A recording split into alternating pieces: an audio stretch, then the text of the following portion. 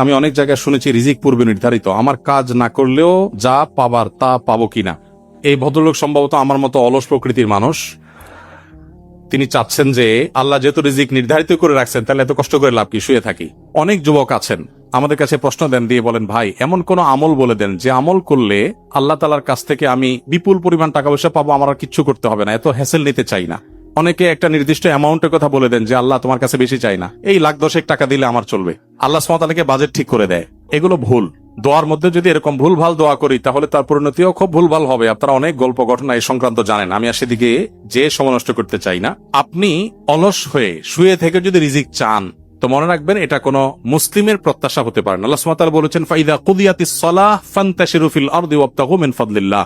নামাজ যখন শেষ হয় আল্লাহ বলেছেন মসজিদ থেকে বের হও, ছড়িয়ে পড়ো আল্লাহর জমিনে এবং হালাল উপার্জনের জন্য বেরিয়ে পড়ো এবং হালাল উপার্জন আহরণ করে নিয়ে আসো। অতএব মুসলমান পরিশ্রম করবেন, উপার্জনের জন্য চেষ্টা করবেন, এটাই কিন্তু ইসলাম বলে। বিধায় সেই জায়গা থেকে একজন মুসলমান অলস হবে না। নবী সাল্লাল্লাহু আলাইহি ওয়াসাল্লাম দোয়া করেছেন, আল্লাহ আপনার কাছে অলসতা থেকে আমি পানা চাই। আমরা দোয়া করবো আল্লাহর কাছে। এবং সেই সাথে আরেকটি কথা বলতে হবে, তা হলো যারা মনে করেন যে বসে বসে শুয়ে শুয়ে খাবো, এরকম কোন ব্যবস্থা হলে ভালো হতো, তারা মূলত একটা প্যারালাইজড মানুষের একটা লাইফ চাচ্ছেন। কারণ এটা প্যারালাইসিস রোগীর কাজ যে সে শুয়ে থাকবে আর সব রেডি করে সবাই এনে দিবে। একজন সুস্থ স্বাভাবিক মানুষ কখন এটা প্রত্যাশা করতে পারে না। বাকি আপনার প্রশ্নের যে বিষয়টি আপনি ফোকাস করেছেন, বলেছেন যে রিজিক আল্লাহ তাআলা যেহেতু নির্ধারণ করে রাখছেন, আমার কিছু করার দরকার আছে কিনা। উত্তর হলো, যদি আপনার রিজিকে খুব বেশি কিছু বরাদ্দ না থাকে তাহলে আপনি অলস হবেন এবং আপনার মাথায় এরকম চিন্তা আসবে, আপনি বসে থাকবেন আর রিজিক আসবে না।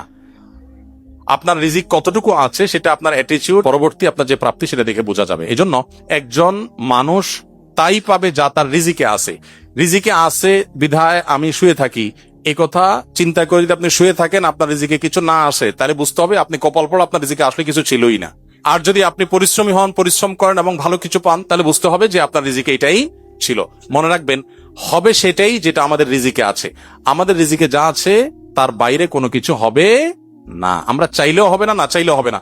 বহু মানুষ আপনার চাইতে অনেক বেশি পরিশ্রম করেছে। ঢাকা শহরে অনেকে গল্প দেয় যে আমি অনেক কষ্ট করেছি জীবনে, আজ এই পর্যন্ত আমি এসেছি, এরকম অনেকে বলেন। এই বলাগুলো অহংকার বশত হয়ে থাকে।